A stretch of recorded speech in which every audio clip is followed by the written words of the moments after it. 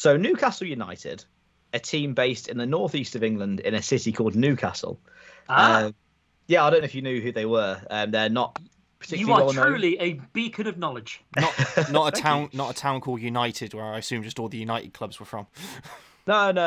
It's different. United is sort of like the bit that comes after the town. It's confusing. I didn't used to know that either, but it is what it is. So Newcastle United, they've been bought by the Saudi Arabian government. Is it? No, it's a public investment fund owned by the Prince of Saudi Arabia or the King of one of them. So it is owned by the Saudi Arabian country. Yeah, it's not. But it's not by the country itself. I think it's just by the specific man and his money in this group. Where does he get his money from? Where does he get his money from? That's unknown. Mostly oil and taxes, I think, and the Saudi Arabian people and probably America. That's reason.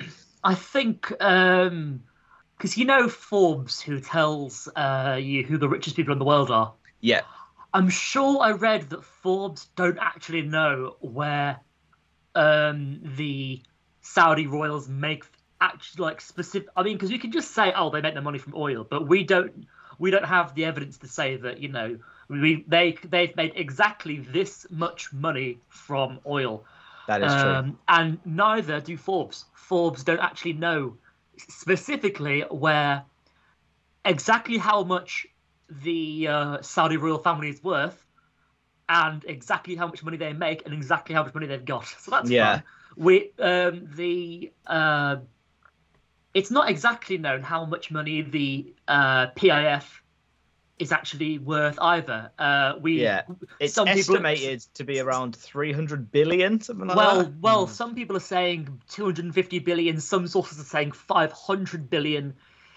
All we know is that they are worth more than every other owner in the league put together and then probably doubled. That's the stat that stands out the most. The thing is that I've seen that stat, and it's like the list of all the owners, whatever. There's actually stuff wrong with it because it's obviously you're comparing it to a company to a single person. So, for example, in Wolves' case, Guo Changchung is what it's been put for us. Yeah, that's 5 billion, but Fosun own us, which is different. That table that it showed was the owner, the official sort of the person at the top who's the whatever, not the CEO, the chairman or something. It lists it's what they're worth. The Arabian whatever financial thing or whatever. So that's not a person. Like for us, it's not the one person. It's Fosun that own us. They're a 100 billion company. Same for you because it names one Villa owner when you in fact you're owned by two who would have 12 billion or something like that as their collective valuations. So it doesn't really make sense. Like when they put like Man City and PSG, it doesn't say the Qatari fund or whatever. It says whoever's in charge of the Qatari fund, which is completely different. So if you're saying that, you got to put it as the single person, not the entire fund. True, but saying that, we say that PSG and Man City have basically bottomless pockets.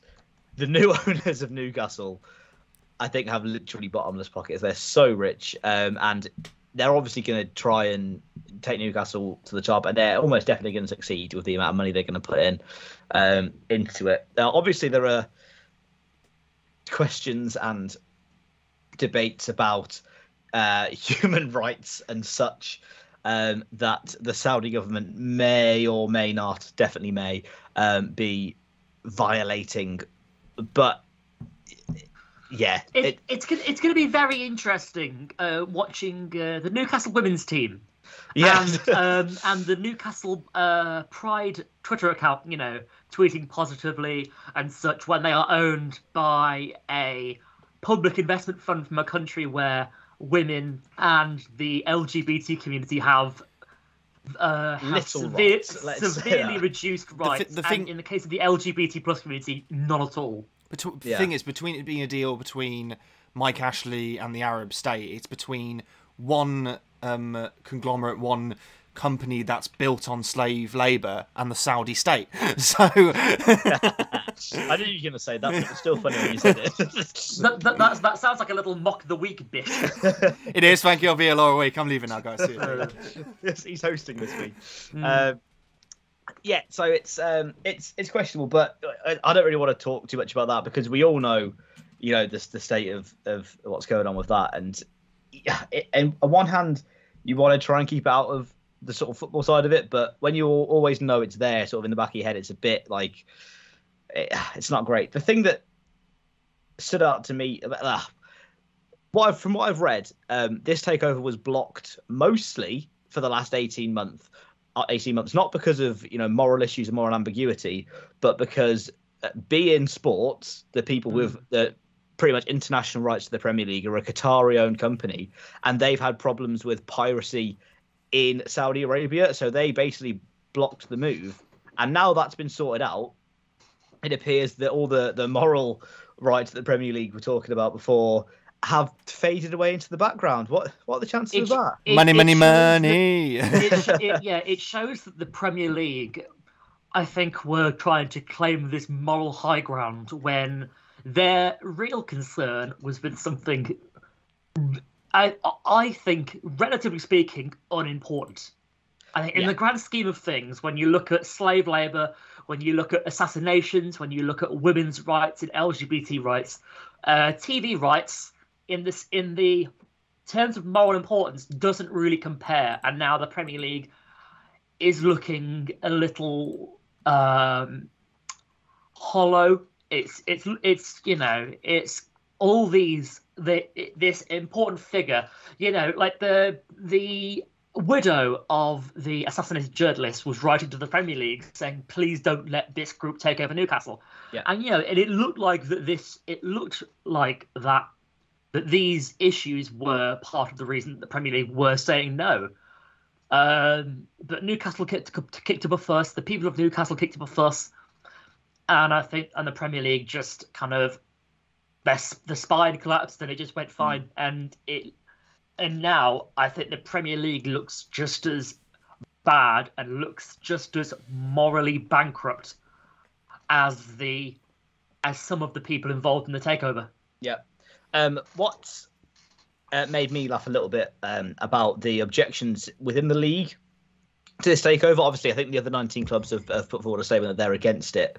But this was spearheaded by Man City, Chelsea, Liverpool, Man United, Arsenal and Tottenham, who obviously their positions in the league are the most under threat because of this, at least in the mid to long term. They know that this Big Six, as it's framed, is now in a few years at least going to be a Big Seven if Spurs and Arsenal can maintain that. Unless Villa, Wolves, Leeds, all these clubs. I imagine they hate it now because even now, when it's 6 teams, that means there's 2 teams that are going to miss out on Champions League qualification. They're going to be completely out of the money, and it's like a decent amount of money. If you only get it through, if you get knocked out in the group stage, it's about 60, 70, 80 million, something like that for the Champions League in a year. So that is still a lot to miss out with. If you're incorporating now Newcastle, who will definitely be in it, and then the few clubs below who are sort of pushing and have the ambition to get into there, you're talking about 4 places for about 12 teams, which is insane. It's going to make the gap at the bottom between the relegation fodder and these teams in this new top 10, new top 12, whatever they are, going to be an incredible dwarf where they're all going to be expected to beat those 8 teams, and those 8 teams are just going to be grasping to just stay in contention. Yeah, definitely. It would definitely be a good at least 2 or 3 years, I'd say, before Newcastle are pushing the top 6, top 4, because they have got a lot of rebuilding to do, and they've got to stay up this season. Is the main thing, I think, for them. Well, obviously, there's heavy rumours about Bruce being sacked in the next few days. Yeah, Bruce. By the time this comes out, it probably could have gone already. I think they'll they'll maintain him until they've got a replacement. I don't think they're necessarily going to be that trigger happy to get rid of someone, but I think they'll get someone in. The issue with, and the fact that Mike Ashley's reign at Newcastle is actually been, because of his underspending, is a bit of a blessing, because effectively they've made profit over the last 3 years. So financial fair play, I believe you're not allowed to make a loss over 200 million. It's something stupid like that. Yeah. But that's the investment you're not allowed to bring in. But because they've made profit, that means they can now invest loads in and still get, because they're not dealing with incumbent losses. Even when you incorporate the COVID year, which everyone made losses, that still doesn't bring them into the red for those 3 years. So they ideally now at this point have a budget of 200 million they can just invest and they can just splash into this. which is definitely just a blessing for Newcastle. That obviously they didn't like Mike Ashley's running, but the fact he didn't spend anything and they've made profits means that they can just spend what they want now if they so wish to. I think we've heard rumours. Mbappe's just off the question. I know he'll be available on a free, but I don't think he's necessarily going to take away his ambition of Real Madrid to go to Newcastle. Yeah, not at this stage anyway. Well, shall we talk about Newcastle this season? So what they can sort of expect in the next 8 months until is it 8 months, 6 months until May, until the end of the season. Obviously, until January they can't bring anyone in. With their squad at the moment, obviously, almost definitely Steve Bruce is going to get replaced. The first probably big decision that the new owner is going to have to make is who replaces him. There's been links with Frank Lampard, Steven Gerrard, Graham Potter is an interesting one, and Antonio Conte are the 4 names I think I've heard mentioned most. Conte would be interesting because do you think that he would leave? Is he where is he now? I believe he's still Juventus, is it? I don't think he's at Juventus anymore. I think is he? Wait, he might be at Juventus, or he might not be. I don't know. No, Conte is a free agent. He's a free agent. Yeah, I thought he was a free agent. Okay. I thought he had a club. That's interesting then. He did have a club. I think he was at Inter Milan last season, but I think he left when it was made clear to him that the club were going to have to sell their highest assets to essentially function. Well, that worked as Lukaku and Hakimi were the ones they let go. Which is why Lukaku was sold to Chelsea, and then they brought in Edin Dzeko for about £2 million. Yeah, so he is currently a free agent. Okay, that's more interesting because I didn't realise that he was. Do you want to hear who Sky Bet is labelling as the favourite so far for the next Newcastle manager? So number 1 is someone that none of us have mentioned. I think he was being touted to take over at Crystal Palace, Lucien Favre. Yeah, that's ex-Borussia Dortmund manager. Then Conte. Then Roberto Martinez, who we've seen him leaked with Barcelona. I was going to say he's kind of being touted to take over at Barcelona once they can work out how to sack Ronald Koeman and have money left over. Then Steven Gerrard, then Eddie Howe, then Graham Potter. Brendan Rodgers is another one that I've heard a few times as well. Yeah. Zinedine Zidane, because he's out of a job. The thing is, with these big name managers, if they don't have a job or a club at the moment, well, I don't see why they wouldn't go to Newcastle. Obviously, they're in a tricky situation. They've not got the best team at the moment, but they would be on a massive contract. I think you want proof of funds first, and you would payout. Yeah, I think you would want proof of investment first that they were going to actually buy huge players, because necessarily you don't want to go from a team that's going to be from European success and such like this to go to relegation fodder unless they're going to be proven there's going to be a turnaround in players. And the issue is, even if they could spend 200 million, which is obviously so much money, that team's going to have to have a huge rebuild. How many in that team can maintain? So let's see if they were trying to challenge the top 6, as this was the first objective. How many of those players currently are of the class to do that? St. Maximin? That's it. Maybe Wilson. But I think you want another striker rather than having St. Maximin and Callum Wilson be 2 of the same. I don't know. Maybe Dubravka, maybe whoever their goalie is, they could maintain. Joe Willock, maybe as a sub. Yeah, I'd think. But Freddie Woodman's playing a goal for them this season. He's not been terrible. I think. That's not what you want when you want to get top 4, is it? My goal, it's not terrible. I think he's made to look worse by the defence in front of them and the fact that Newcastle plays so defensively. Yeah. There's a couple of names here. If you're looking for a really interesting bet, I might throw a fiver on Alan Pardew at 80-1, and then a little bit longer than that, I might throw £2 on and this is 150-1, so about twice as unlikely as Alan Pardew, Sir Alex Ferguson. Oh wow! Could you imagine that? They pay him all the money to come out of retirement. Who I would like to see take over personally, because let's face it, whatever we say, whatever we do, nothing's going to stop Newcastle from spending all the money and probably getting into the top 6, top 4, maybe even winning the league in the next 5 years. I'd like to see probably Graham Potter go, because he's done really, really well at Brighton, and with the resources that are going to be available to him at Newcastle, it would be I'd quite like to see an English it's a pretty young English manager. Yeah, an English manager's never won the Premier League, so I think that'd be a decent idea to go for. You want someone, an English, maybe Eddie Howe. Probably Eddie Howe's too low on the thing now, but I still think he deserves a chance at a big club because he did do well for Bournemouth when they were there. But then, the turnaround they're going to have to do, they're going to have to buy a lot of players, and I don't think they'll necessarily, given they have to some extent abide by FFP, the amount of players they have to buy, they're going to have to buy very smartly, at least for the first season, if they were going to transfer the entire team. Or maybe they still have to trust in Joe Linton to have an effect, John Joe Shelvey to make an effect, Jamal Lascelles to make an effect. Is it Joe Lewis as well? The Northern Ireland keeper who was sent off for the Northern Ireland game and for time wasting in the 23rd minute. Do you see it? Yeah, it was ridiculous. I think it'll be quite interesting because they're basically... they're worse than a newly promoted team at this point because they're just sort of like an oldish, aging Premier League stable-ish team who are obviously not doing great this season. Obviously, their first point of order, get a new manager in. Before January, they'll probably start to look to improve the training facilities and probably the youth facilities. That's obviously an ongoing project. And then in January, they need to strengthen the squad. And obviously, in a January transfer window, it's hard to get players in. Obviously, and now every club in the world knows that Newcastle have got a shit ton of money. So it's going to be even harder, really, to get, a reasonable price for a lot of players in the middle of the season, potentially from both Premier League clubs or from abroad. James Tarkowski's one that I've seen. There's that argument, but there's also the argument to say, well, a lot of clubs have lost a lot of money due to the pandemic. And they're going to see Newcastle as an opportunity to make money that, especially clubs in France, where they've lost a lot of money due to TV rights. And Newcastle have a history of signing French players.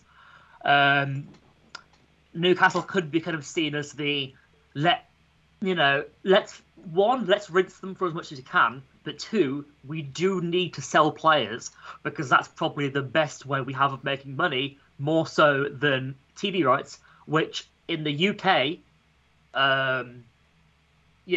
allows clubs to operate comfortably.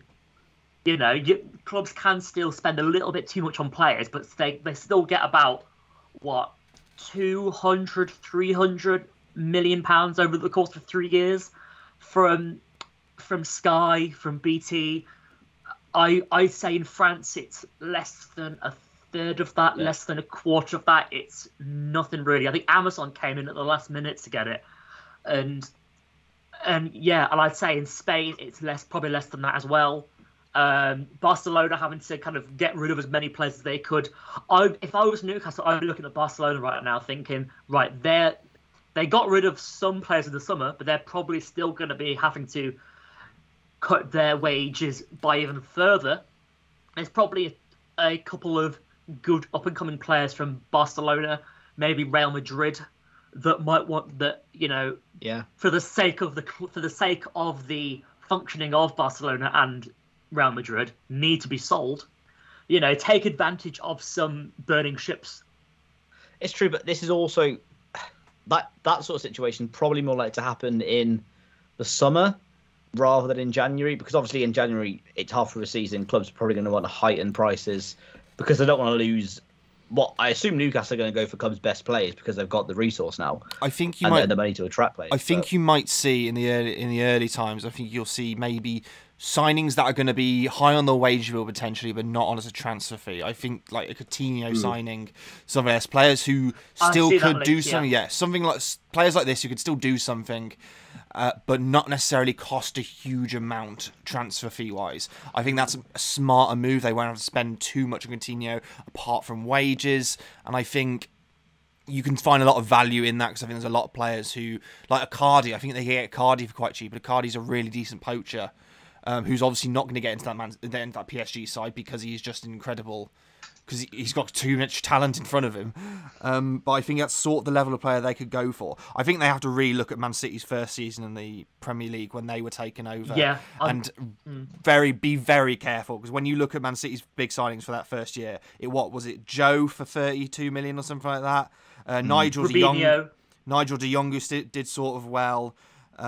Craig Bellamy, Wayne Bridge, Sean Wright-Phillips, pretty well, to be fair. Shay Given. I don't think necessarily I think the best signings they got from there were Pablo Zabaleta and Vincent Kompany, who are obviously a lot cheaper than a lot of people would have put in credit for. But obviously a lot of money spent there. I just remember something I read a few weeks ago. When Robinho signed for Man City, he thought he was signing for Man United. That was a genuine interview with him. Like, he just didn't know. He only thought there was one club in Manchester. And suddenly he's thinking, I swear Manchester play in red. Why is it playing a light blue shirt? Bless him. But they have to be Newcastle... Yeah, they have to be wary about that. That's just the only thing, I think. Yeah, that's just it. They have to be wary about it because they can make the same mistakes. It's definitely going to be interesting. I think as much as they can just throw money at the problem, I think the money that they've got, why not set up a world-class recruitment team as well? You know, I think the problem is if you're old-fashioned and you just see a player and you think, well, I'm going to get him. Do you know about his personality? How is he going to gel in your team? Is he going to, how likely is he to make your team better?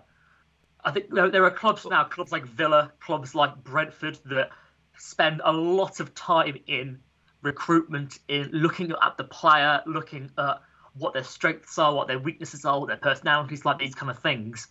And if Newcastle have all this money, then they can create something not just for the short term, but create a long-term, sustainable transfer model. Yeah, they need something that Newcastle haven't had for a very long time, which is an identity as a football club, a way of playing.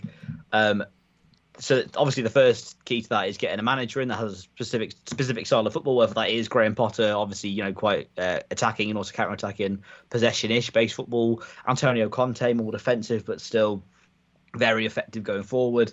Any of these, if you got to get a manager for Newcastle this season, you don't just want to bring someone in who's going to keep you up. And I don't think they're going to get that person, but you don't want to get someone in just to keep you up. You want to get someone to move forward and then recruit players that's going to fit the style of football that manager wants to play. And saying that, do you think Newcastle will stay up this season? Because that's still a very funny argument to have. I think if this position looks bad when it comes to January, they will overspend to do it, because I think that puts them behind schedule in what they are planning quite a bit if there was a relegation to the Championship on the cards. I think because they will lose a lot of money, they'll be in dated with FFP if they spent in the Championship. I think they won't, because I think if it's on the cards in January, I think they'll be off. But also, new owners, I reckon those players have something to prove, that they want to be in this team, they want to be part of this new era, so maybe that does bring out good results, and that does bring out things like that. But I think if it's a problem in January, they'll bring in people, even if it's on loan. If it's players that are not needed, they'll bring players in on loan who are going to be able to sort this out very well. Like, you can easily see a Coutinho on loan to bring some spark into that campaign, and I think they would pay enough to get him. Jesse Lingard's been linked, players like that as well. Tarkowski, I think, I mentioned that from Burnley. They would probably just throw 50 million at Burnley and be like, "Yeah, we'll take him." Well, no, it's to shore up that defence. Well, he's out of contract at the end of the year, so it's going to be a lot less money. Yeah, fair enough. Well, yeah, they could probably bring him in. Give him 10 million, even though they could get him for a free in the summer. It'll definitely be interesting. I would laugh my bollocks off though if they went down. It'll be so funny. Like, if they got this mega money, obviously they'd probably come straight back up and then build from there. But if they went down, had a season in the Championship and spent £200 million having to sign Championship level players just to come back up to the Premier League, I don't know if they play Championship. Imagine just Coutinho and Dembele come and everything, and Mbappe still comes and he's playing Burton away. Could you imagine Mbappe at Burton away twice? Just he's going to Rotherham. We're going to Bradford as well. Oh my God! All the football in our spots.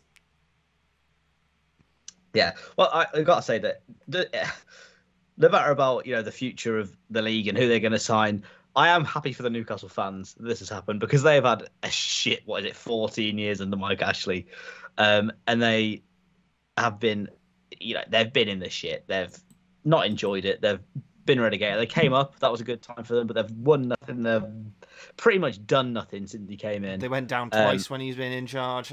They came back up both times, though. And it appears the only times that he actually spent money is to get them back into the Premier League so he can make money. And I think that's probably what's annoyed them the most. And it is good. If you saw the celebrations outside St James's Park on, was it Thursday night when they went through reports, they were having a great time. I've got a mate who's a Newcastle fan who hasn't stopped tweeting about it for the last 4 days or something. I did see quite a fun text thread between a man and his son, and they're both Newcastle fans, and the son was saying, Dad, have you seen the news that we've been taken over? He said, yeah, I've seen it on the news, but have you seen all those chavs outside St James's drinking pints? He then texts saying, where are you? To the son. And the son says, oh, I'm outside St James's getting pissed. And it's just those little things, those little like positive, genuinely positive, wholesome feelings for Newcastle. And as Villa fans, we had it with Randy Lerner. Years of not 14 years worth, but we had about 4, 5, 6 years where we were just miserable. Our owner wouldn't speak to us in the same way that Ashley wouldn't speak to Newcastle fans. Investment became limited, and it was kind of based on outgoing sales. Newcastle have made a few signings, but they've not really made any star signings. Wilson was probably one of the biggest ones. Willock, Saint-Maximin. I don't think he was that expensive either. So yeah, it's going to be nice to see Newcastle with money. With genuine money, with owners that are going to at least put across that they care, even if they don't. They've employed people to look like they care. Amanda Stavely, I think, is it, or Stavely? Stavely, yeah. Who is going to be the face of the PIF, who's going to pretend that, we want to get the fans back involved. We want to bring in legends to get involved with the club. It's stuff that you as fans want to hear. I doubt the Public Investment Fund, or whatever it's called, I doubt they have any semblance of care about the people of Newcastle, but it's they money just want for the success. Newcastle. They want to be shown to be successful in the Western world, probably the most. Yeah, I think it is mostly about improving the image of Saudi Arabia within the Western world. Oh, yeah, it's called sports washing, isn't it? By having these successful sports teams and investing in them makes your country it's what look Qatar better. It's what Qatar have done with PSG and Man City. Yeah. If we're watching Pep Guardiola assemble some of the greatest footballers that have ever lived, we forget that Qatar had imported slaves to construct stadiums, and quite a lot of them died while constructing the stadiums because of a lack of health and safety. We forget that all of the human rights abusers over there. We forget that journalists don't have any there's no freedom of press. But look at Lionel Messi's just signed with PSG. Oh, isn't that amazing? How many shirts can we sell? Yeah, it's not great, and that is the sort of the main. Well, I would say that is the main worry about sort of what goes on behind the scenes. On the footballing side of things, Newcastle in the next 10 years or so are going to become a force in the Premier League and then probably European football as well. And for one of the most passionate fan bases in the country, really, it's going to be fun to watch them. I think not necessarily the team, just even the fans. There is something very satisfying about seeing a bunch of shortless Geordies. Shortless shirts, shirtless Geordies, especially like in the rain, still really going for it. As a football, I don't know, just as a general member of the public, but as a football fan, it's a very satisfying sight to see, and it's something that kind of warms the cockles of your heart. And I think, like you say, if there is one fan base that deserves this, and as much as Arsenal fans will claim it's them, it is not. It's definitely Newcastle. And I'd say maybe in recent years, perhaps also Derby as well.